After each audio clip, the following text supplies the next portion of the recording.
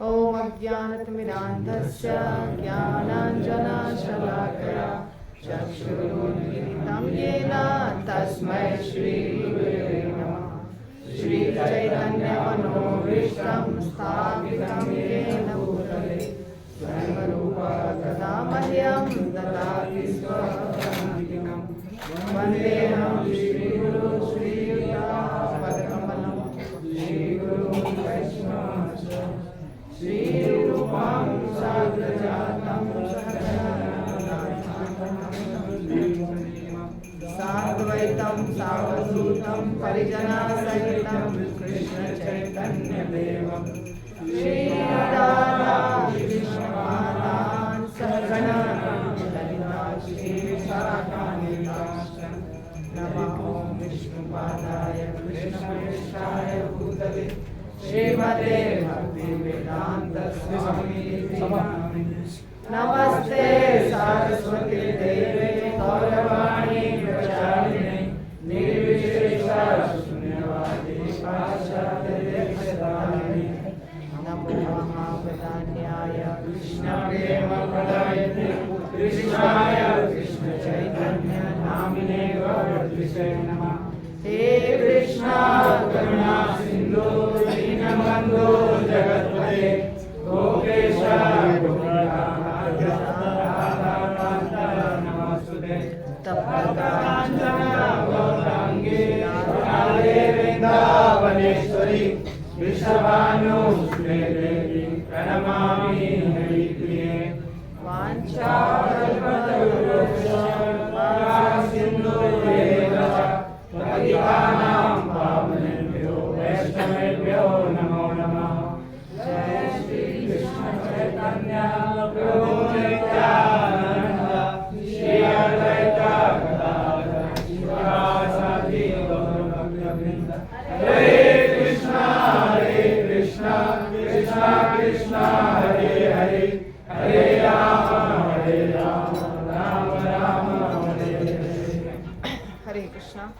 तो आप सब लोगों का ये पहली बार हमारा इकट्ठे प्रोग्राम हो रहा है पूरे ग्रुप का। तो इस क्लास में सबका स्वागत है। इस क्लास में बड़े बच्चे बुजुर्ग माताजी प्रभु जी सब लोगों को आना है और ये गेट टुगेदर भी है। साथ साथ में कुछ कथा और साथ साथ में किसी को चर्चा करनी है तो वो चर्चा सब कुछ होगा इसके अंदर। तो ये फर्स्ट क्लास हुआ है हमारा। ऐसे हम रखेंगे महीने में एक बार या तो 1.5 महीने में एक बार, ठीक है। समय इसका रहेगा 6 बजे से, परंतु आज लेट हो चुका है, 7 बज गया है ना, 6:45 बज गया। तो आप लोग 6 बजे आइएगा। अगली बार से कितने बजे पहुंचना है? 6 बजे।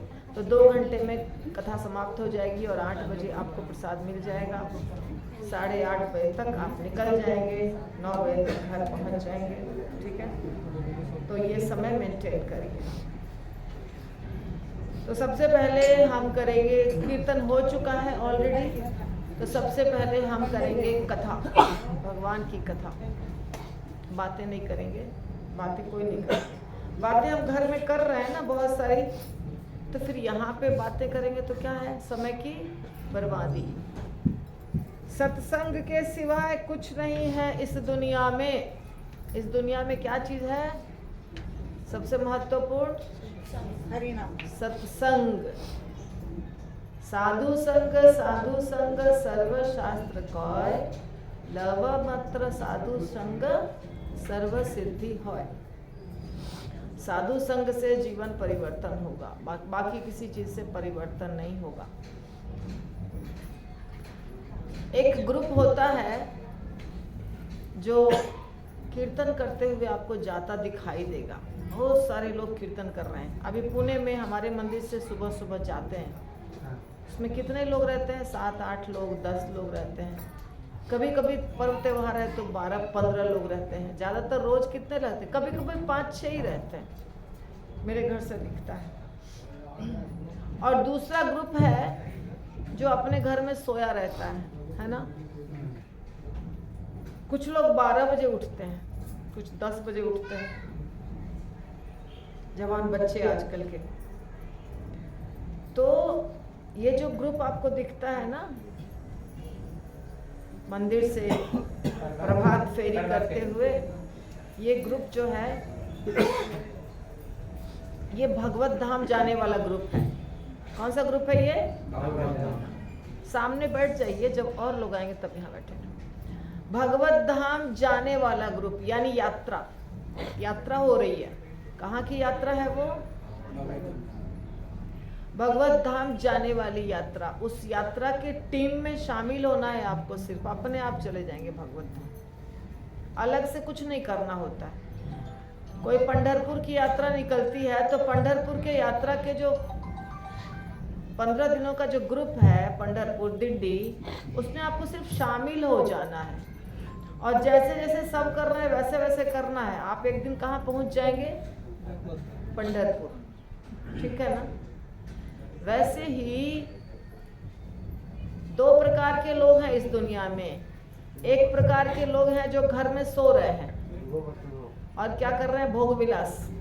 और एक प्रकार के लोग हैं जो आध्यात्मिक कार्य में लगे हुए हैं। तो आध्यात्मिक कार्य में जो लगे हुए हैं वो कौन से यात्रा में है? भगवत धाम जाने के यात्रा में। तो भगवत धाम जाने के यात्रा में जो लोग हैं, केवल उस टीम में शामिल होना है। एक्स्ट्रा कुछ करने की जरूरत नहीं है, सब कुछ वहीं कर लेंगे। ध्यान रखिए इस बात का। माया देवी के टीम में शामिल नहीं होना। माया देवी तो बहुत अच्छी हैं, प्रणाम करना है उनको, परंतु माया के टीम में शामिल नहीं होना है। माया के बीच में नहीं रहना है। अभी यहाँ पे ये सत्संग जो हो रहा है, ऐसे पुणे में बहुत सत्संग होते रहते हैं, सैकड़ों सत्संग होते रहते हैं। यहाँ आने में और आके बैठने में आपका क्या लगता है? सिर्फ समय, सिर्फ समय। और प्रसाद तो मिल ही जाता है आपको, और कीर्तन भजन श्रवणम सब कुछ मिल जाता है। आपको सिर्फ समय निकाल के आना है और कुछ करना है। बताइए, जो प्रोग्राम का आयोजन करते हैं वो आपको प्रसाद भी देते हैं, बैठने की जगह भी देते हैं। केवल आपको आके बीच में बैठ जाना है, आके बैठ जाना है। ऐसे दुनिया में हजारों सत्संग होते हैं जिसमें आपको सिर्फ जाके बैठना है, कुछ करना नहीं है। टिकट नहीं लग रहा है, पैसा नहीं लग रहा है, और सिर्फ बैठना है, सुनना है कथा। सिर्फ कथा सुननी है और प्रसाद भी मिल जाएगा फ्री में, है ना? और उसके बाद आप एकदम शांति बनाए रखिए। डिस्टर्बेंस मुझे बिल्कुल पसंद नहीं है, क्योंकि मैं अभी कथा शुरू करने वाली हूँ। कौन सी कथा? भगवत कथा। चाहे दुनिया का की कोई भी समस्या हो, सुख हो, दुख हो, एक ही चीज है, एक ही चीज है जो आपको हर अवस्था में करना है। वो क्या है? भगवत कथा। आपके जीवन में कोई समस्या आ जाए, विकट परिस्थिति आ जाए, दुख हो जाए, मृत्यु हो जाए, घाटा हो जाए बिजनेस में, कुछ भी हो जाए, मगर भगवत कथा ही एकमात्र चीज है जो हर चीज का इलाज है। इसीलिए शांति बनाए रखिए, और जो मैं कह रही हूँ वो सिर्फ सुनिए। वो जो श्रीमद् भागवतम की कथा है, एक राजा थे जिनका नाम था जरासंध। ठीक है? अच्छे राजा नहीं थे, कृष्ण के समय की बात है। जरासंध के 2 पुत्रियों से विवाह किया था किसने? कंस ने। जरासंध कंस के ससुर थे, और वो अच्छे व्यक्ति नहीं थे, और बिहार के ही थे वो। आपको पता है क्या वो कहाँ के थे? राजगीर के। प्रभु जी कह रहे राजगीर। तो जरासंध वहीं के राजा थे, बिहार के राजा थे। बिहार जो अभी प्रांत है वहाँ के। तो वो अच्छे नहीं थे, तो उसको भगवान ने चाल वाल, कूटनीति, राजनीति सब करके मार दिया। ठीक है? वो कथा अलग है। उसकी मृत्यु हो गई, जरासंध की मृत्यु हो चुकी है। तो जरासंध क्या किया था? कि बहुत सारे राजाओं को बंदी बना के रखा था अपने जेल में। जरासंध के राज्य में जो जेल था उसमें बहुत सारे राजाओं को बंदी बना के रखा था, मतलब कैदी बना के रखा था। तो जब भगवान ने जरासंध को मारा, भगवान ने नहीं मारा, ये भीम, पांचों भाई जो थे ना, ये पांचों भाई गए थे भगवान के साथ और भीम ने मारा, उसी के हाथ से उसको मारना था।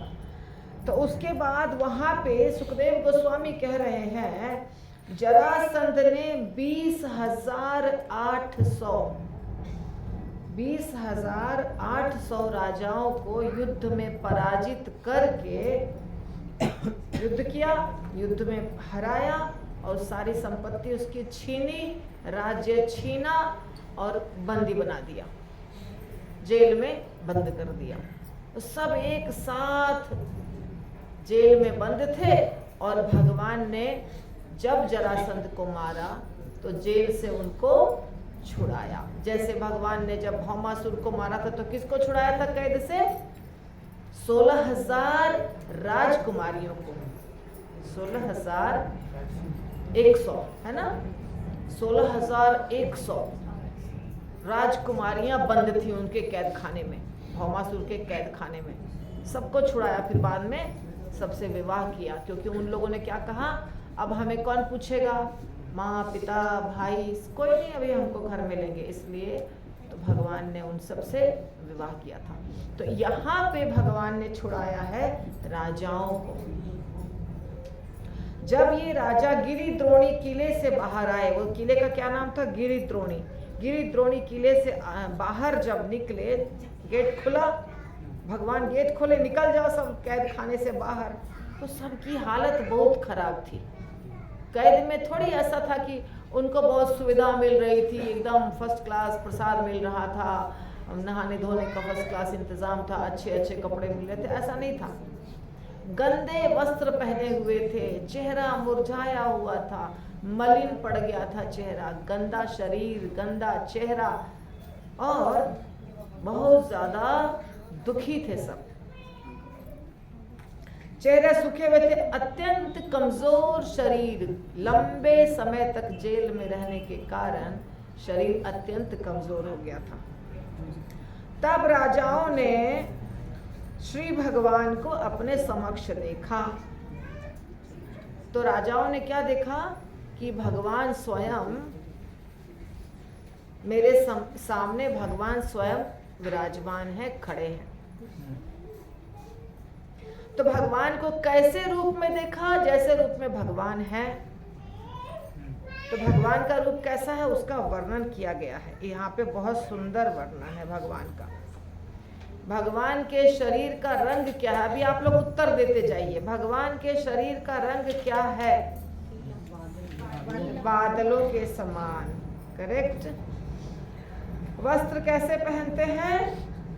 पीतांबर पहनते हैं। तो पीतांबर वस्त्र पहने हुए थे और बादल के समान गहरा नीला रंग था उनका। यहाँ पे गहरा नीला रंग बताया गया है। और वक्ष स्थल पे क्या होता है? भगवान के वक्ष स्थल पे एक और चीज होता है, वक्ष स्थल पे श्रीवत्स का चिन्ह होता है। हाँ, तो श्रीवत्स का चिन्ह देखा और 4 भुजाएं थी वहां पे। भगवान ने अपने आप को 4 भुजाओं में दर्शन दिया। भगवान की इच्छा होगी तो दे सकते हैं दर्शन 4 भुजाओं में। कृष्ण की इच्छा होगी तो 4 भुजा, 1000 भुजा अर्जुन को दिया ना, विराट रूप में दर्शन 1000 भुजाओं वाला। तो 4 भुजाओं वाला रूप है। आंखें हैं गुलाबी, कैसी? कमल कोश के जैसी गुलाबी रंग की आंखें हैं और चेहरा सुंदर और हंसमुख है। भगवान जानबूझ करके दर्शन दे रहे हैं इस रूप में। वहां के सारे कैदियों को, कैदी जो थे राजा ही थे, तो उनको इस रूप में दर्शन दे रहे हैं, चतुर्भुज रूप का दर्शन दे रहे हैं। और भगवान पहने हुए हैं, कुंडल कैसे पहनते हैं भगवान? भगवान का कुंडल कैसा होता है? बोलिए बोलिए जोर से। मकराकृत कुंडल। हाँ, मकराकृत कुंडल पहने हुए हैं। हाथ में 4 चीजें हैं, 4 हाथ है, 4 भुजाएं, चारों भुजाओं में क्या क्या है? शंख चक्र गदा पद्म धारण किए हुए हैं। शरीर पर उनके मस्तक पर मुकुट, गले में रत्न जड़ित माला, और करधनी और सुनहरे कड़े और बाजूबंद, ये सब हाथ में पहनते हैं। तो ये सारे गहने पहने हुए हैं भगवान। और अपने गले में चमकीली मूल्यवान कौस्तुभ मणि है। ये जब घटना घटी है उस समय भगवान राजा थे द्वारका के, है ना? क्या थे? ये गोकुल से नहीं गए थे, तब वो बड़े गोकुल में जब तक थे तब तक तो वो 2 भुजाओं में ही सब जगह लीला किए हैं। परंतु जब द्वारका से आए हैं तो राजा थे, तो राजा मुकुट वगैरह पहनते हैं। मगर जब कृष्ण ग्वाला का रूप लिए रहते तो मुकुट वगैरह नहीं पहनते हैं, उनके सिर पे फेटा रहता है, गले में बन फूलों की माला रहती है, कंबल रहता है काले रंग का, छड़ी रहती है, गाय को बांधने वाली रस्सी रहती है, मोर पंख रहता है। ये वाला रूप होता है कृष्ण का, है ना? पर जब वो राजा बन जाते हैं तो ये वाला रूप नहीं होता है। फिर वहाँ पे गहने, जेवर, हीरे, मोती, इस प्रकार उनका पहनावा ओढ़ा होता है। तो कौस्तुभ मणि, जंगली फूलों की माला भी पहने हैं, जंगली फूलों की माला भी है।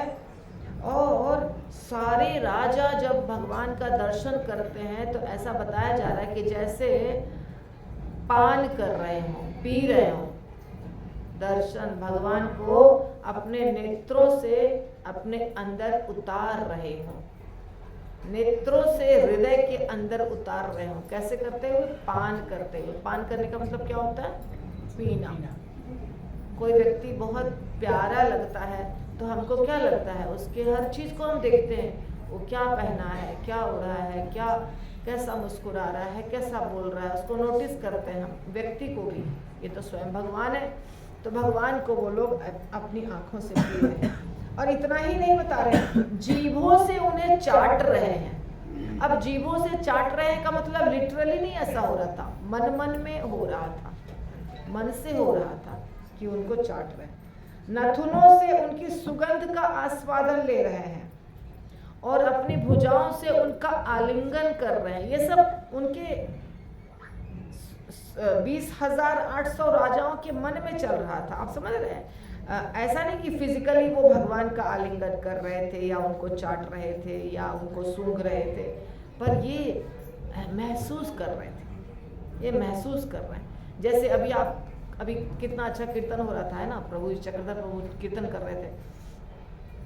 अक्सर मैं कीर्तन में खुद नहीं गाती हूँ क्योंकि मैं थक जाती हूँ, इसीलिए मैं क्या करती हूँ, बाद में मौका मिला तो थोड़ा गाऊंगी, लेकिन मेरे कथा के पहले जो कीर्तन है उसमें सिर्फ मैं क्या करती हूँ, कानों से उसको मैं हृदय में उतारती हूँ। जैसे पान कर रहे हैं ना, वैसे तो वो अंदर जा रहा है और पूरे आनंद दे रहा है, ये महसूस होता है।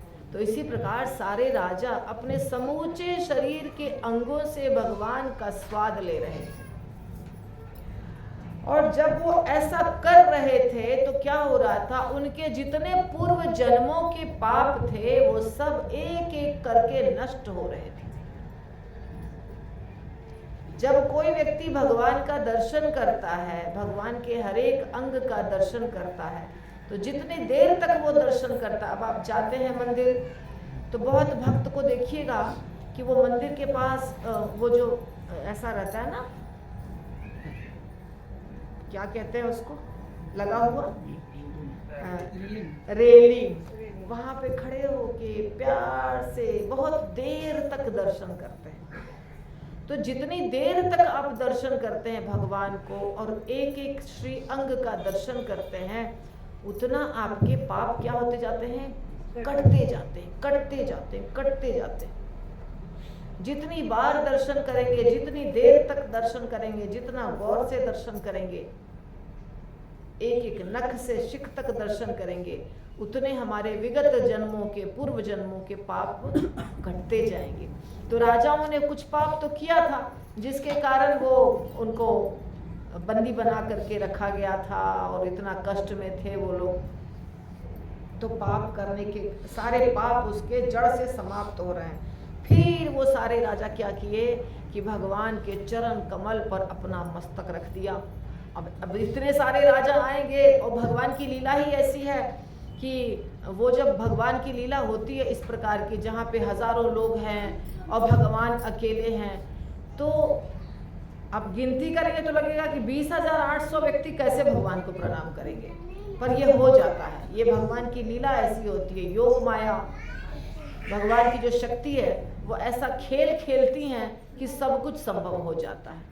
तो सारे राजा भगवान को नतमस्तक होकर प्रणाम किए, फिर हाथ जोड़कर खड़े हो गए और भगवान कृष्ण के दर्शन करने मात्र से इतने दिनों से, इतने सालों से, जब से जो बंदी बने हुए थे यार, युद्ध में लड़ाई किए, फिर बंदी बनाए गए, उनको लाया गया पकड़ के, बांध के अलग अलग तरीके से, तो उनके शरीर में बहुत प्रकार की थकावट थी, शारीरिक थकावट, मानसिक परेशानी, भूख प्यास, वो सब दूर हो गई, सब समाप्त। और फिर वो सारे राजा बोलने लग गए, सब एक साथ बहुत कुछ बोल रहे हैं भगवान को। क्या बोल रहे हैं? प्रशंसा कर रहे हैं, भगवान की प्रशंसा कह रहे हैं। एक श्लोक पढ़ती हूँ। नमस्ते नमस्ते देव देवेश, प्रपन्न आरती हर अव्यय, प्रपन्नान पाहि नः कृष्ण, निर्विन्नान घोर संसृते। हे शासन करता, देवताओं के स्वामी, हे शरणागत भक्तों के क्लेश को नष्ट करने वाले, हम आपको नमस्कार करते हैं। क्योंकि हमने आपकी शरण ग्रहण की है, अतः हे अव्यय कृष्ण, हे अव्यय श्री कृष्ण, कृपया हमें इस विकट भौतिक जीवन से बचाइए जिसने हमें इतना निराश बना दिया है। भौतिक जीवन हम जी रहे थे, भौतिक जीवन जीने के कारण धीरे धीरे धीरे धीरे हमारे जीवन की सारी आशाएं, अच्छी अच्छी चीजें समाप्त हो गई, हम निराश हो चुके हैं। जैसे कहते हैं आजकल डिप्रेस्ड, हम डिप्रेस्ड हो गए, और निराशा ही बाद में डिप्रेशन बन जाता है। अब जीवन में कुछ बचा नहीं, जीने का के लिए कुछ बचा नहीं, अब क्या करेंगे? निराश, आशा ही नहीं है कि कभी दुखों से छुटकारा मिलेगा, आशा समाप्त हो गई है। तो अब हमको इस परिस्थिति से निकालिए। हे प्रभु मधुसूदन, हम इस मगध राज को, मगध के राजा थे वो, कहाँ के राजा थे? जरासंध मगध के राजा थे। इस मगध राज को हम दोष नहीं देते हैं, क्योंकि वास्तव में यह तो आपकी कृपा है कि हे विभु, सारे राजा अपने राजपद से नीचे गिरते हैं। ये तो कृपा है, सब कुछ तो आपके इशारे पर होता है, और जो भी करते हैं वो आपकी कृपा होती है। जब समझ में आ जाता है तो पता चलता है कि जो भी होता है सब भगवान की कृपा है। कुंती माता ने कहा था इसी प्रकार भगवान को कि ठीक है, आने दीजिए, दुखों को आने दीजिए, लेकिन आप साथ में रहिए, और दुख है तो और दुख दे दीजिए, परंतु आप हमें मत छोड़िए। तो जो उन्नत भक्त हैं वो समझते हैं कि ये कृपा है भगवान की कि इस दुनिया से, अभी जैसे शुरुआत में मैंने कहा कि भगवत धाम जाने वाले यात्रियों के टीम में सिर्फ शामिल होना है, तो हमें मन नहीं करता है। हमें क्या मन करता है? अरे घर गृहस्थी संभाल रहे हैं, बाल बच्चा परिवार है, उसी में बड़ा मजा आ रहा है, इस टीम में कौन शामिल होगा, यही तो ज़्यादा अच्छा है ये पर ये भगवान सोचते हैं ये इतना बड़ा मूर्ख है, इसको भगवान से प्रेम भी करना है और इसको भी छोड़ना नहीं है, ये तो दोनों चीज़ संभव नहीं है, एक साथ दोनों चीज़ संभव नहीं है। तो भगवान धीरे धीरे धक्का मार मार के छुड़ा देते हैं और भौतिक जीवन से अनासक्त बना के भगवत धाम जाने के जो भक्तगण हैं, उनका जो टीम है, उनकी जो मंडली है, उसमें उसको एंट्री करा देते हैं। संत मीरा जो थी वो राजकुमारी थी, राजा से विवाह हुआ, राजकुमार से विवाह हुआ, राजा की पुत्री थी। और राजा का जीवन अलग प्रकार का होता है, वैभव है, ऐश्वर्य है, सब कुछ है। तो भक्ति करने में उनको बहुत तकलीफ हो रही थी। धीरे धीरे परिस्थिति ऐसी बन गई कि माता ने कहा छोड़ो राजमहल, छोड़ो पति, निकल जाओ भगवान के रास्ते पे। सब छोड़ के निकल गई। एक रास्ता अपनाना पड़ेगा, दोनों रास्ता से कुछ नहीं मिलने वाला है। एक रास्ता अपनाएंगे सब कुछ मिलेगा। अब राजागण जो थे वो बता रहे हैं अपनी परिस्थिति की। क्या उनकी परिस्थिति थी? कह रहे हैं अपने ऐश्वर्य तथा शासन शक्ति के मद से चूर। राजाओं के पास ये सब चीज होता है, छोटे राजा के पास भी, बड़े राजा के पास भी। हाथी, घोड़े, पालकी, रथ, ये सब होता था पहले के ज़माने में। आजकल के ज़माने में कार, मोटर, एयरक्राफ्ट, ये सब होता है ना। तो इसका अहंकार और मद से चूर राजा आत्म संयम खो देता है और अपना असली कल्याण प्राप्त नहीं कर सकता। इस तरह आपकी माया शक्ति से मोहग्रस्त होकर वह अपनी क्षणिक संपदा को स्थायी मान बैठता है। तो जो राजा होते हैं, ये सब राजा ही थे, इसीलिए राजा की बात कर रहे हैं। जो जिस भी परिस्थिति में है, कोई न कोई तरीके से भौतिक चीजों से आ सकता है। तो राजा अपने राज्य से आ सकते हैं, अपनी प्रजा से आ सकते हैं, अपनी रानियों से आ सकते हैं, धन से आ सकते हैं, नाम से आ सकते हैं। राजा के पास ज्यादा धन होता है तो नाचने गाने वाली भी होती है उसके राज्य में। झूठ मूठ का राजा का गुणगान करने वाले भी लोग होते हैं उसके राज्य में। अकबर राजा के राज्य में 9 रत्न थे, अलग अलग फील्ड में महान थे वो 9 रत्न। तो इस प्रकार राजा क्या करते हैं? भोग विलास करते हैं। आप सब बच्चे जो हिस्ट्री पढ़ रहे हैं, वो हिस्ट्री में ऐसे ऐसे राजाओं के बारे में पढ़े होंगे।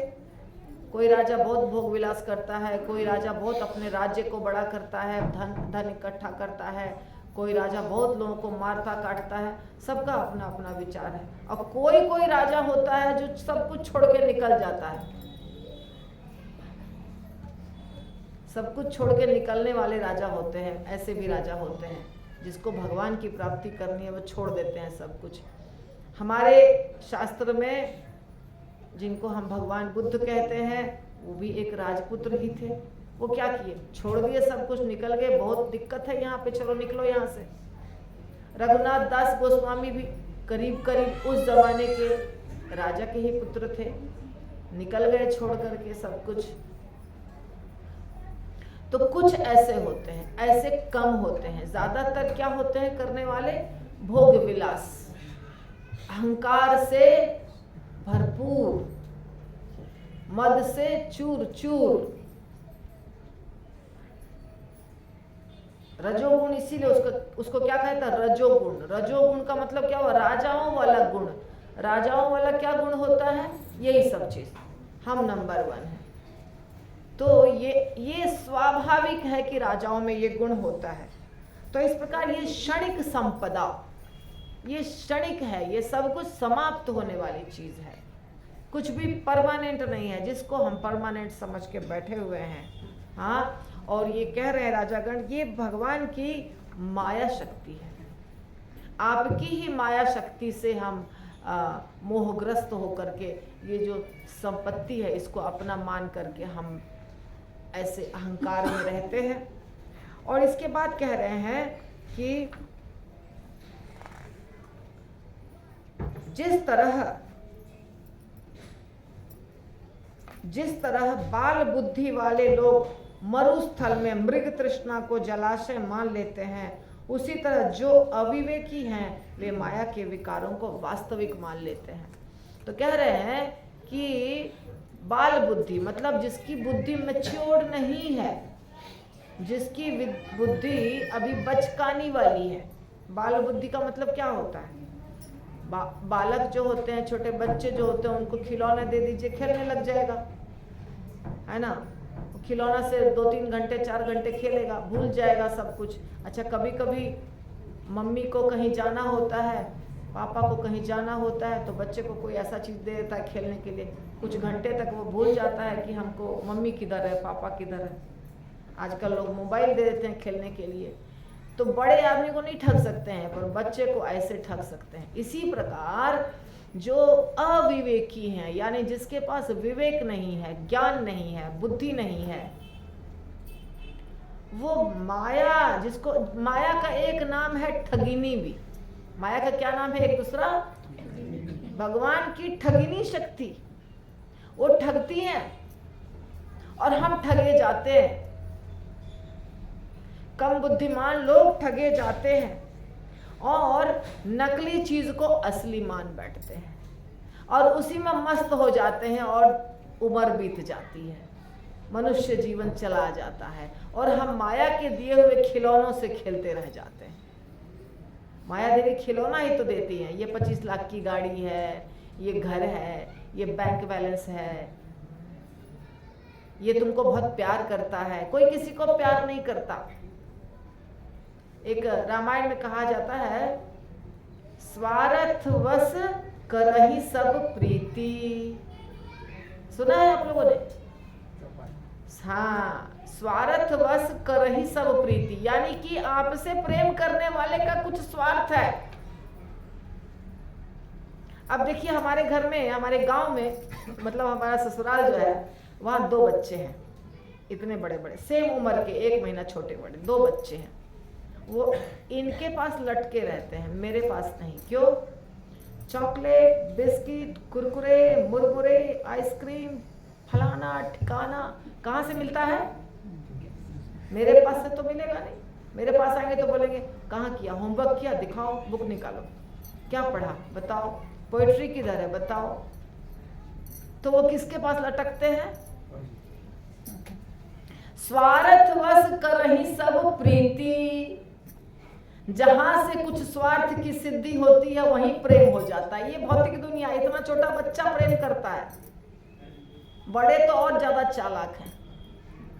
लाभ जहां से है वहां पे प्रीति है, असल में प्रीति नहीं है। लेकिन जो बहुत बुद्धिमान है वो किससे प्रीति करते हैं?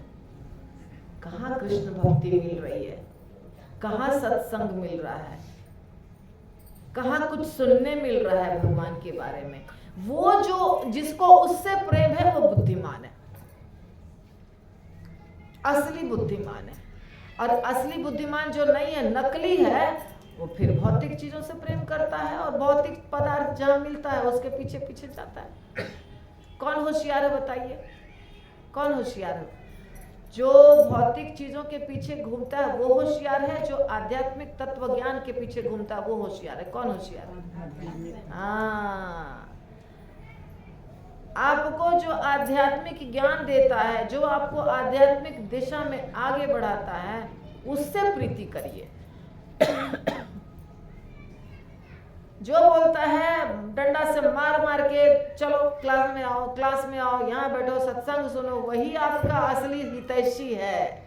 वो हितैषी नहीं है जो बोलता अरे क्या, कहाँ जाएंगे, अभी यहाँ पे जाएंगे, यात्रा में जाएंगे तो 1-2 लाख का नुकसान हो जाएगा, यात्रा में नहीं जाएंगे तो फायदा हो जाएगा, काम बहुत जोर शोर से चल रहा है, काम ही कर लो।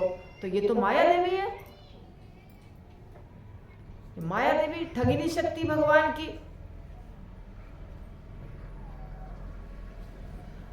भगवान की ठगिनी शक्ति जो है वो बड़े अच्छे अच्छे से ठगती हैं सबको।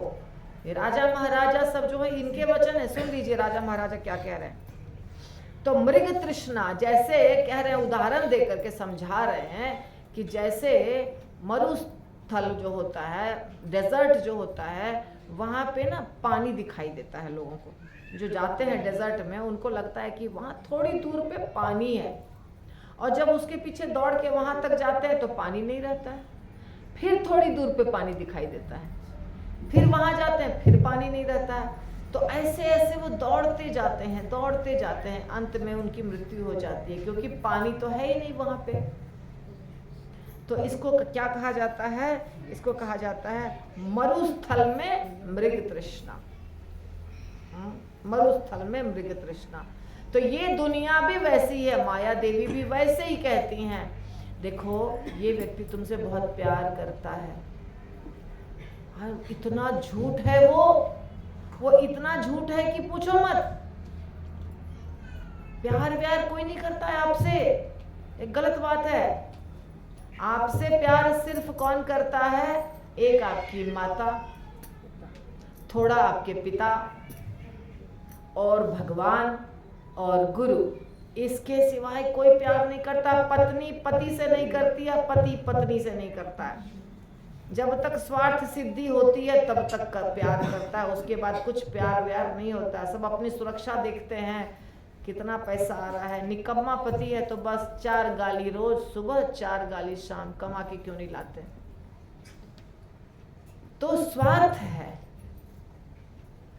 ये माया का खेल है। असली प्रेम करने वाले आपके भगवान हैं, जो कीड़े के शरीर में होने वाले जीवात्मा को भी प्रेम करते हैं, हाथी के शरीर में रहने वाले जीवात्मा को भी प्रेम करते हैं, दैत्य को प्रेम करते हैं, असुर को प्रेम करते हैं, देवता को प्रेम करते हैं, पक्षी को प्रेम करते हैं, पेड़ पौधों को प्रेम करते हैं। क्यों करते हैं प्रेम? कैसे समझते हैं कि प्रेम करते हैं? चाहे वो पानी में रहें, चाहे वो नाली में रहें, चाहे वो पत्थर के बीच में रहें, सब जगह खाने का सप्लाई करते हैं भगवान। सब जगह उनको हर वो चीज का सप्लाई करते हैं जो उनको जिंदा रहने के लिए जरूरी है। तो असली प्रेमी आपके भगवान हैं, परंतु बाल बुद्धि के कारण ऐसा लगता है। तो कह रहे राजागण, इसके पूर्व धन के मद से अंधे होकर, धन के मद से अंधे होकर हमने पृथ्वी को जीतना चाहा और हमने अपनी प्रजा को यातना दी। क्रूरता पूर्वक विजय पाने के लिए एक दूसरे से हम लड़ते रहे। करते हैं ना, लड़ाई होती है कि नहीं होती है? राजाओं के बीच लड़ाई होती है कि नहीं होती है? जमींदारों के बीच लड़ाई होती है कि नहीं होती है? एक देश से दूसरे देश के बीच अभी लड़ाई हो रही है कि नहीं हो रही है? सीमा के ऊपर कश्मीर हमारा है तो कश्मीर तुम्हारा है, तो कश्मीर हमारा है तो कश्मीर तुम्हारा है। अरे कश्मीर इतना मूर्ख है, कितने साल बीत गए आजादी को? 72 साल, 79 ईयर्स, आज तक लड़ रहे हैं। कितने लोग लड़ते लड़ते मर गए और कश्मीर वहीं का वहीं है, और फिर लड़ते लड़ते आगे भी मर जाएंगे, और अंत में कश्मीर तो भगवान का है, ना आपका है ना तुम्हारा है। कैसे आपका हो गया? कश्मीर किसका है? भगवान का है। प्रलय होगा, सब समाप्त हो जाएगा। ना पाकिस्तान, ना हिंदुस्तान, ना अमेरिका, ना इंग्लैंड, कुछ नहीं रहेगा। तो इसके लिए क्यों लड़ाई करना कि कौन किसकी जमीन है? जिसने हड़प कर लिया उसकी जमीन हो गई, यही हो रहा है। जिसकी लाठी उसकी भैंस। मगर इतनी बड़ी माया है कि समझ में नहीं आता है व्यक्ति को कि हम अपना एनर्जी कहाँ बर्बाद कर रहे हैं, कहाँ झगड़ा कर रहे हैं। यही राजा बता रहे हैं, हम लड़ते रहे। हे प्रभु, हमने दंभ में आकर अपने समक्ष मृत्यु रूप में उपस्थित आपका अनादर किया। भगवान कहते हैं कि मृत्यु मैं ही हूं, काल मैं ही हूं। काल कौन है? भगवान का ही दूसरा नाम है काल। काल चक्र आपने देखा महाभारत सीरियल में? काल चक्र चल रहा। महाभारत सीरियल कितने लोगों ने देखा? तो शुरू में एक गोल चक्का घूम रहा था ना, शुरू होता था मैं काल हूं, मैं काल हूं। सुना है कि नहीं सुना? वो काल कौन है? भगवान। भगवान कहते हैं कालो अस्मि अहम। भगवद गीता में भगवान कहते हैं मैं काल हूं।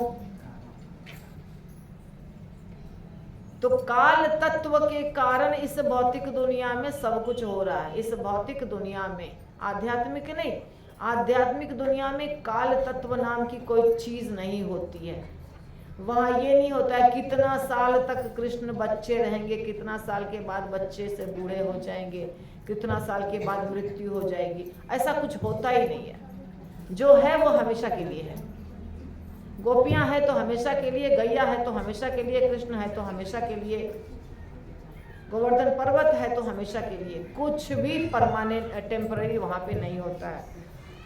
तो कह रहे हैं सारे राजागण, किंतु हे कृष्ण, अब आपका वह शक्तिशाली स्वरूप जो काल कहलाता है और रहस्यमय ढंग से तथा दुर्दम रूप से गतिशील है, उसने हमसे हमारा ऐश्वर्य छीन लिया।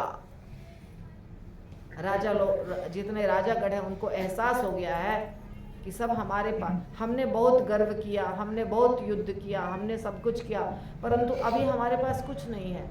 जरासंध ने हम लोगों को पकड़ के जेल में बंद कर दिया है। अब हमारे पास न धन है, न राज्य है, न कुछ है, सब समाप्त हो चुका है।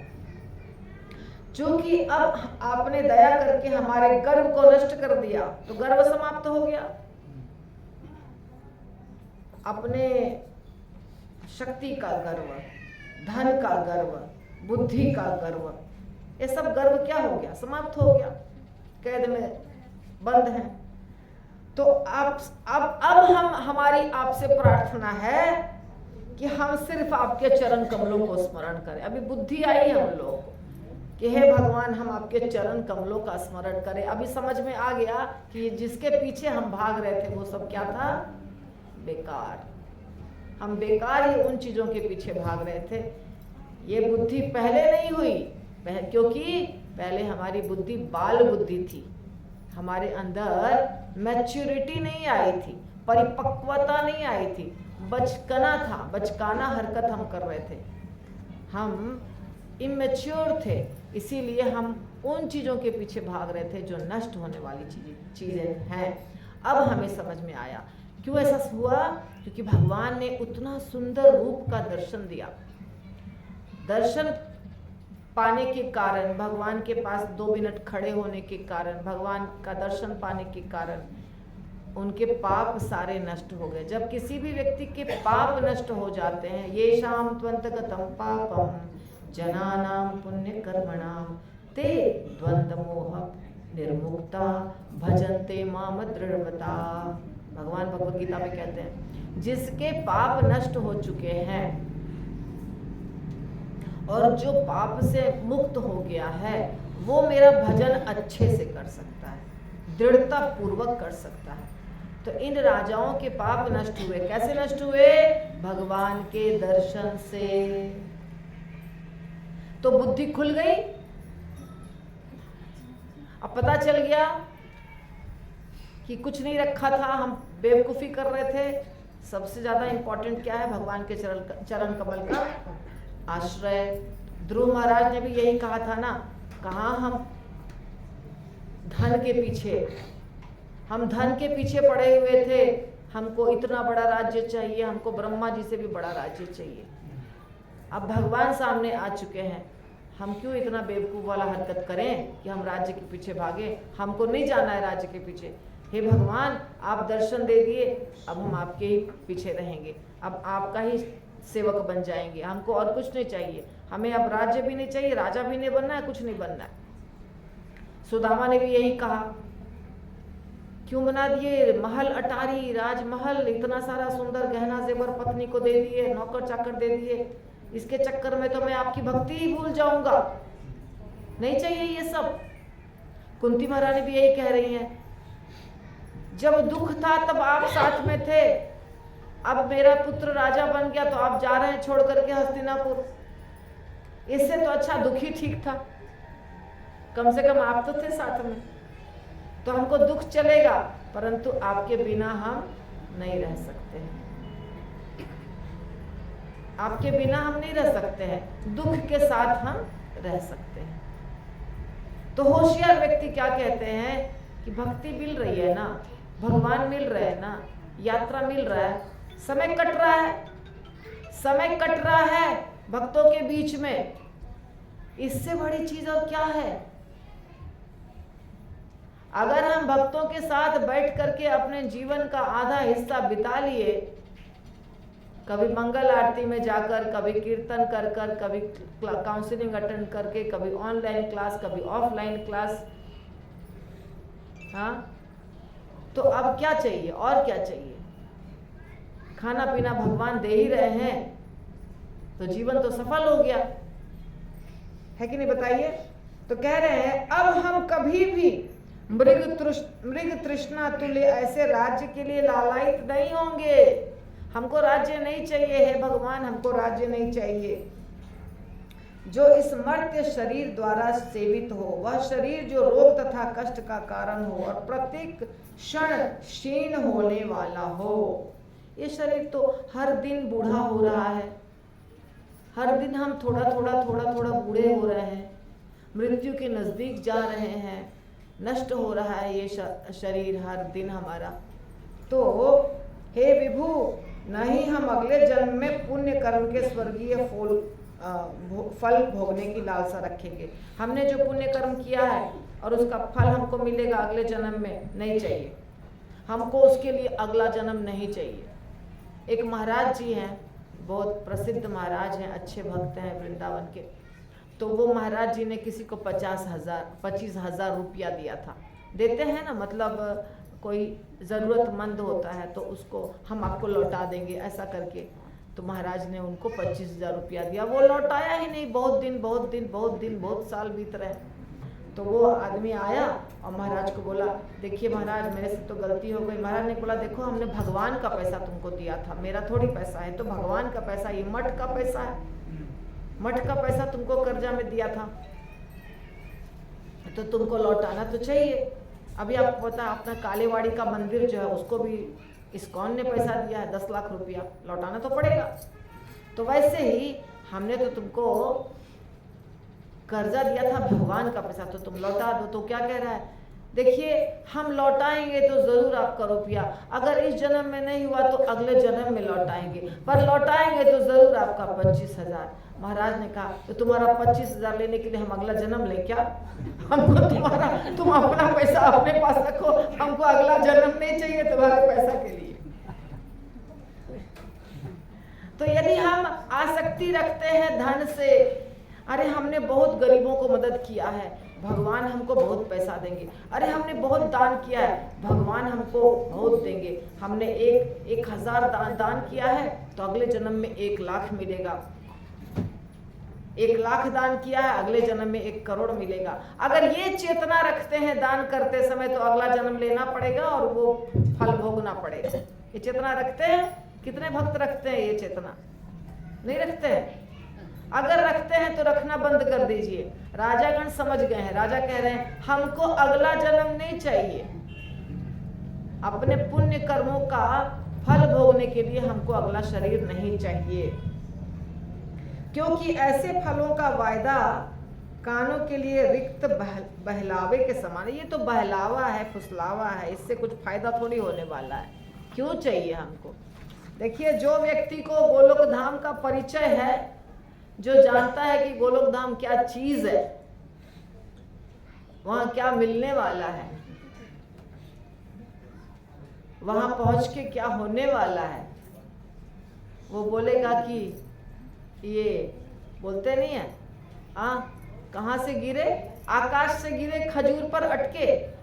हम इतना मुश्किल से भक्ति पकड़े और भक्ति के बाद हम भक्ति कर रहे हैं और फिर अब हमको पैसा चाहिए, हमको पुण्य कर्म करके अगला फल चाहिए।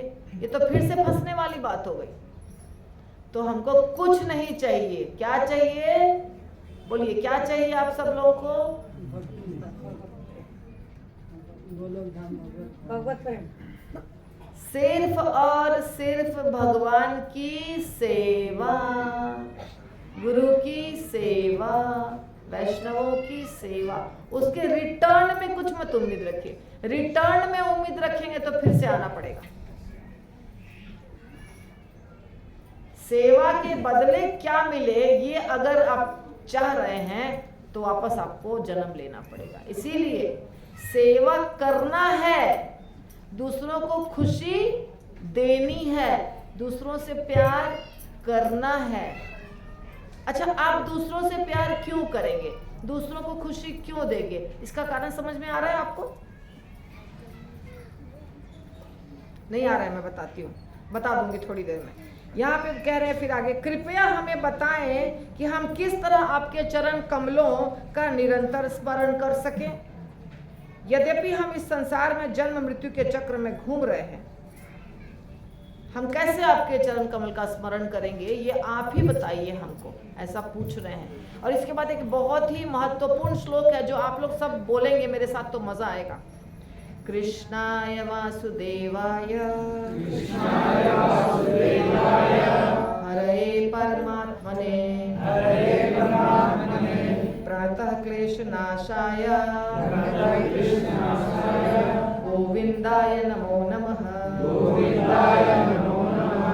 ये बहुत प्रसिद्ध श्लोक है। कृष्णाय वासुदेवाय हरे परमात्मने परमात्मने प्रणतः क्लेशनाशाय गोविंदाय नमो नमः। इसमें कहते हैं, हे कृष्ण, हम वसुदेव के पुत्र भगवान श्री कृष्ण तथा हरि को बारंबार नमस्कार करते हैं, प्रणाम करते हैं। प्रणतः यानी नमस्कार करते हैं। वे परमात्मा गोविंद सबके कष्टों को दूर कर देते हैं जो उनके शरण में जाते हैं।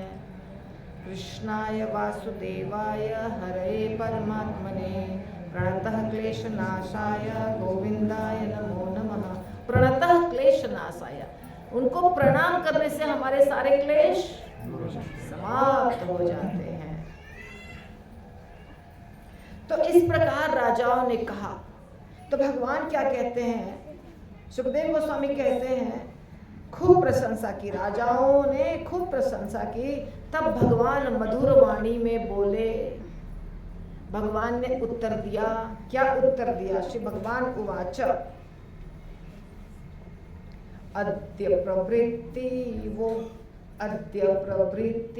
वो भूपा मय्यात्मनि अखिल ईश्वरे सुदृढ़ा जायते भक्ति बाढ़म अशंसितम तथा। भगवान कहते हैं, हे राजाओं, आज से तुम लोगों को मुझ परमात्मा तथा ईश्वर में दृढ़ भक्ति प्राप्त हो जाएगी। आशीर्वाद दे रहे हैं कि तुम्हें हमारे प्रति दृढ़ भक्ति प्राप्त हो जाएगी।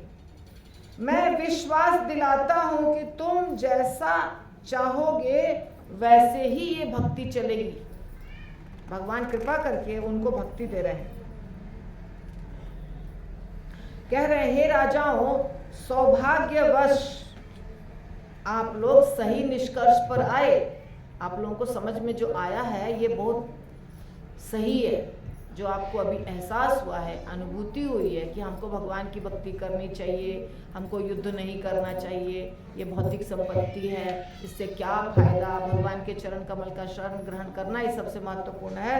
ये एकदम सही है, एकदम निष्कर्ष सही निष्कर्ष है। जो कुछ कहा वो सब सच है। मैं देख रहा हूँ कि मनुष्यों में आत्म संयम के अभाव से, जो कि ऐश्वर्य तथा शक्ति के मद के कारण उत्पन्न होता है, उन्मत्तता आती है। तो ये कुंती महारानी ने भी कहा है कि जिस व्यक्ति का जन्म होता है बड़े खानदान में, जो व्यक्ति बहुत धनी होते हैं, जो व्यक्ति बहुत पढ़े लिखे होते हैं, ऊंचे कुल में जन्म होता है जिनका, वो थोड़े क्या होते हैं, घमंडी, उनके अंदर थोड़ा मद होता है, अहंकार होता है, वो भगवान के प्रति ज़्यादा समर्पित नहीं हो पाते हैं। तो इसलिए भगवान कह रहे हैं कि है नहुष, वेण, रावण, नरक तथा देवताओं, पुरुषों और असुरों में के अनेक शासक ऊंचे ऊंचे पदों से गिर गए। ये सब नाम बताया भगवान ने। कितने नाम बताए? है ये सब राजा थे। नहुष, वेण, रावण, नरक भी एक राजा का नाम है, और अनेक देवता और असुर में से अनेक राजा बहुत ऊंचे ऊंचे पदों से इसीलिए गिर गए क्योंकि वो भौतिक ऐश्वर्य से मदोन्मत्त हो गए थे। आपको पता है कुबेर के दोनों पुत्र को भी इसीलिए श्राप दिया था नारद मुनि ने, क्योंकि वो मदोन्मत्त थे। नारद मुनि ने कहा इसको बहुत अहंकार हो गया कि मैं कुबेर का पुत्र हूँ, चलो वृक्ष बन जाओ। तो अहंकार होता है धन का, नाम का, ऐश्वर्य का, इस चीजों का अहंकार होता है। भगवान स्वयं उदाहरण दिला रहे हैं कि देखो ये सब साधारण व्यक्ति नहीं थे, बड़े बड़े व्यक्ति थे, परंतु ये अहंकारवश गिर गए। फिर कहते हैं कि ये इस भौतिक शरीर से संबंधित जितनी भी वस्तुएं हैं, इस भौतिक शरीर से संबंधित जितनी भी वस्तुएं हैं, वो सबका एक प्रारंभ है और अंत है। एक समय पे वो आपको मिलता है, बाद में उसको छीन लेते हैं, समाप्त हो जाता है। इसीलिए क्या करो, तुम सब मेरी पूजा करो। भगवान क्या बता रहे हैं, तुम सब मेरी पूजा करो, वैदिक यज्ञों के द्वारा मेरी पूजा करो, धर्म के सिद्धांतों के अनुसार विमल बुद्धि से अपनी प्रजा की रक्षा करो। अगर तुम राजा हो तो प्रजा की रक्षा करो, कैसे? धार्मिक तरीके से, धर्म में जो बताया गया है, धर्म को छोड़ के नहीं। धर्म को जो छोड़ देता है वो तो मनुष्य है ही नहीं। मनुष्य है वो, बताइए? नहीं। तो ये राजा को शिक्षा दे रहे हैं। हम तो राजा नहीं है, हम क्या है? साधारण व्यक्ति। तो हमारे लिए क्या शिक्षा है कि तुम भक्ति करो, तुम पूजा करो, तुम नाम जप करो, गुरु की आज्ञा का पालन करो। अलग अलग स्थान पर भगवान अलग अलग शिक्षा देते हैं। यहाँ पे किसको शिक्षा दे रहे हैं भगवान? राजाओं को। इसलिए कह रहे हैं कि प्रजा का पालन तो करना चाहिए, परंतु कैसे करना चाहिए? धार्मिक सिद्धांतों के आधार पर। और संतान की पीढ़ियां उत्पन्न करते हुए तथा सुख दुख जन्म मृत्यु का सामने करते हुए जीवन बिताते समय सदैव मन को मेरे ऊपर स्थिर रखो। जन्म आएगा, मृत्यु आएगी, जीवन चलेगा, धन कमाएंगे, नौकरी करेंगे, बिजनेस करेंगे, सब कुछ करो, परंतु मन को सदैव मेरे ऊपर लगा के रखो। ये सब कौन शिक्षा दे रहा है? कौन शिक्षा दे रहा है? जोर से बोलिए। भगवान। शरीर तथा उससे संबंधित हर वस्तु से विरक्त हो जाओ। शरीर और शरीर से संबंधित हर वस्तु से क्या हो जाओ? विरक्त। विरक्त का मतलब क्या होता है बताइए? हाँ, उससे अपने आप को अलग कर लो। आत्मतुष्ट रहकर मन को मुझ में एकाग्र करो, जो है उससे खुश रहो और मन को मेरे ऊपर लगा के रखो। अपने व्रतों का दृढ़ता से पालन करो और अंत में तुम मुझे प्राप्त करोगे। अंत में तुम मुझे, भगवान ने शिक्षा दिया। बहुत बड़ी शिक्षा नहीं थी? बहुत बड़ी शिक्षा थी? नहीं थी ना? कितनी चीजें बताई भगवान ने? कितनी चीजें बताई? बताइए तो किसको किसको याद हो गया? जितना याद हो गया उतना बता दीजिए। भौतिक चीजों से विरक्ति। गुड। और मेरे, हाँ, मन में हमेशा मेरा चिंतन करो। और क्या करो? आत्मतुष्ट रहो, खुश रहो। जो तुम्हारे पास है उसमें खुश रहो। ऐसा नहीं कि उसके पास ये ज्यादा है, मेरे पास नहीं है। ये बहुत गलत चीज है। इससे कभी भक्ति नहीं कर पाएंगे। तुलना नहीं करना है। तुलना करना है? बताइए।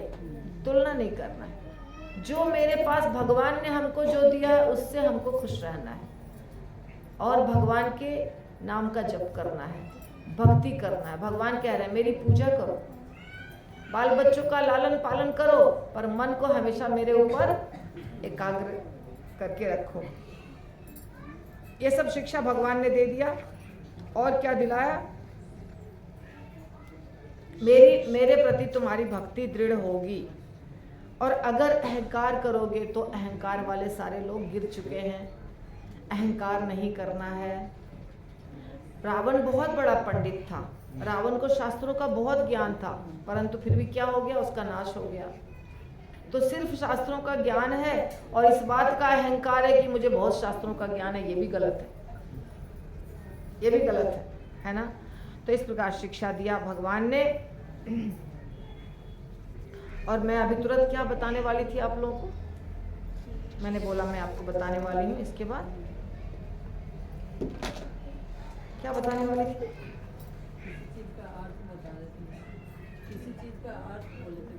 नहीं नहीं, अर्थ नहीं, मैं खुद ही भूल गई। मैंने बोला ना अभी हम आपको बताते हैं, इस चीज को बताते हैं। भगवान की शिक्षा के बाद में बताने वाली थी।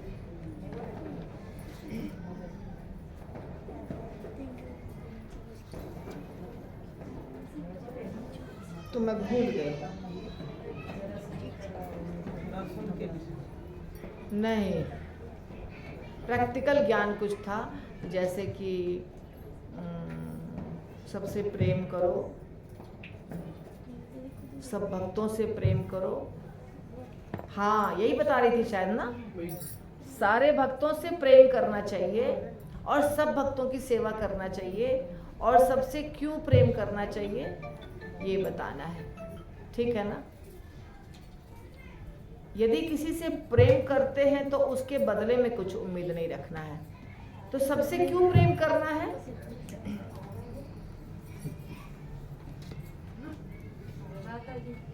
आप एक मिनट, आप सब कृष्ण के एजेंट हैं क्या, ये बताइए मुझे। एजेंट किसको कहते हैं? एजेंट किसको कहते हैं? दलाल किसको कहते हैं ये बताइए। देने वाला और लेने वाला बीच में जो लाभ होता है। एजेंट किसको कहते हैं? कमीशन नहीं होता है एजेंट का मतलब। लेने देने वाला को दोनों को मिलाते हैं, बात करवाते हैं। हाँ ठीक है, सही बताया। आप जब कोई व्यक्ति किसी से सामान खरीदता है तो बीच में एक एजेंट होता है जो कार्य करवाता है। सामान खरीदना हो, राशन कार्ड बनवाना हो, कुछ भी करवाना हो, पासपोर्ट बनवाना हो, तो हर जगह एक एजेंट होता है। तो एजेंट किसका होता है? वो कार्य करवाने वाला एजेंट होता है, जो आपको कार्य करवा के देगा। क्योंकि हमको समझ में नहीं आता है फॉर्म कैसे भरें, कुछ करें, तो हम एजेंट को पैसा देते हैं और हमारा वो कार्य करवा देता है। तो जितने भी प्रीचर होते हैं वो सब एजेंट हैं। किसके? भगवान के एजेंट हैं। वो भगवान के एजेंट हैं। तो आप सब लोग भी भगवान के एजेंट बन जाइए। क्यों? बताती हूँ। जैसे हम आपसे प्रेम करते हैं, मान लीजिए हम आपसे प्रेम करते हैं, हमको आपसे प्रेम करने की क्या जरूरत है? हमको तो अपने बच्चे से प्रेम करना चाहिए, पति से प्रेम करना चाहिए, घर में बैठना चाहिए, मस्त खाना पीना चाहिए। इसमें तो बहुत आसान है, ये कार्य बहुत आसान है। अगर हम आपसे प्रेम करते हैं, आपसे प्रेम करते हैं, आपके से प्रेम करते हैं, आपके दुख को देखते हैं, आपके प्रॉब्लम को सॉल्व करते हैं, फिर आप जहाँ बुलाते हैं माता जी आ जाइए, आ जाते हैं, बर्थडे है आ जाइए, शादी है आ जाइए, इससे क्या फ़ायदा? क्यों करें ऐसा? हम क्यों नहीं सोचते? हम ऐसा क्यों नहीं सोचते हैं? क्योंकि हम भगवान के एजेंट हैं। भगवान ने हमें कहा है, जारे देखो तारे कहो कृष्ण उपदेश, अमर आज्ञाए गुरु होया तारो ए देश। जिसको देखो उसको कृष्ण के बारे में कुछ बताओ। मैंने तुमको गुरु बनाया, तुम सब गुरु बन जाओ और सब गुरु का कार्य करो। इससे क्या फायदा है? क्यों करें? यदि हम सोचेंगे कि हम इसको प्यार करेंगे तो बदले में ये भी हमसे प्यार करेगा, तो हम एजेंट नहीं हुए कृष्ण के। और अगर हम कृष्ण के एजेंट हैं तो हम सिर्फ देंगे, लेंगे नहीं। सिर्फ क्या करेंगे? हम देंगे। और अगर लेने का मन हुआ तो कृष्ण से मांगो। हमको चाहिए प्यार। कृष्ण आप हमको प्यार दीजिए, हम सबको बांटेंगे। हे कृष्ण, आप हमें प्यार कीजिए, हम दुनिया को प्यार बांटेंगे। देखिए कृष्ण आपको प्यार देते हैं कि नहीं देते हैं? आपको देंगे। अब बात समझ रहे हैं? हम आपका केयर क्यों करें? क्योंकि हम कृष्ण के लिए कार्य कर रहे हैं। हम कृष्ण के लिए कर रहे हैं। जो भी लेना देना है कृष्ण से करना है। One sided agent. एक एजेंट होता है जो दोनों से कमीशन लेता है, एक एजेंट होता है सिर्फ एक से कमीशन लेता है ना? तो हम लोग एक तरफ से कमीशन चाहिए, हमको सिर्फ एक ही व्यक्ति से कमीशन चाहिए। वो कौन व्यक्ति है? भगवान। आपसे कुछ नहीं चाहिए हमको सिर्फ भगवान से चाहिए। तो इसीलिए हम दुखी क्यों होंगे? अरे हमने इसके लिए इतना किया, बदले में इसने ऐसा बुरा किया बर्ताव मेरे साथ। आपको बदले में चाहिए ही नहीं ना। क्यों चाहिए बदले में? जो खुद ही भिखमंगा है वो हमको क्या देगा? बुरा लग रहा है सुन के? भिखमंगा किसको कहते हैं? जो कुछ मांगता है भीख में। तो इस दुनिया में हर व्यक्ति को भीख में चाहिए क्या? प्रेम। सब चाह रहा है कि हमसे ये प्रेम करे, कोई प्रेम देना नहीं चाह रहा है, सबको प्रेम चाहिए। सत्य है कि नहीं है? सब लोग चाहते हैं कि हमसे दुनिया का हर व्यक्ति प्यार करे, रिश्ते वाले, नाते वाले, दोस्त, माता पिता सब हमसे प्यार करे। और जब नहीं करता है तो उसे बहुत दुख होता है। इसीलिए वो क्या करता है, फिर सिमटते सिमटते सिमटते सिमटते बस अकेला रह जाता है। लेकिन अगर आप उम्मीद नहीं करते हैं तो आप दुनिया को प्यार तो सिर्फ दे दो, दे दो, सिर्फ दे दो, देते जाओ। उम्मीद मत करो किसी से, तो सुखी हो जाएंगे। उम्मीद करेंगे तो दुखी हो जाएंगे। सुखी होना है कि दुखी? नहीं, सीधा सीधा बता दीजिए, सुखी होना है कि दुखी? इतना धीरे बोल रहे हैं। सुखी होना है ना? तो सुखी होना है तो प्यार दीजिए, उम्मीद मत करिए, केयर करिए, दूसरे का ख्याल रखिए, उसके बदले कुछ मत चाहिए। आप क्यों ऐसा करें? क्योंकि हम कृष्ण के एजेंट हैं। हमने आपको बता दिया क्यों ऐसा करें, क्योंकि हम कृष्ण के एजेंट हैं। आप बात समझ में आ गई? क्लियर हो गया? क्लियर हो गया? कोई प्रश्न है किसी का इस मामले में? ये जो अभी समझाया उसके विषय पे प्रश्न है? कर पाएंगे? आसान है कि मुश्किल है? आसान है। आसान नहीं है, लेकिन करना चाहे तो आसान हो जाएगा। आसान है कि मुश्किल है? पहले ये बताइए। बिना उम्मीद किए हुए सिर्फ देना देना देना, लेना नहीं, आसान है? मुश्किल है। बोल दिया मुश्किल है। निस्वार्थी प्रेम करना चाहिए, पर होता है क्या? होता है? होता नहीं है, यही तो मुसीबत है। होता नहीं है, चाहिए पर होता नहीं है। पर जब आप ऐसा करेंगे तो आप दुखी कभी भी नहीं होंगे, और अगर ऐसा नहीं करेंगे तो हमेशा दुखी रहेंगे, हमेशा दुखी रहेंगे। तो ये हो गया आज का सब कुछ। भगवान की बहुत अच्छी शिक्षा और भगवान की बहुत अच्छी लीला और क्लास। अब हम थोड़ी बातचीत करेंगे आप लोगों से, ठीक है? श्रील प्रभुपाद की जय। निताई गौर आनंदे। हरि हरि बोल।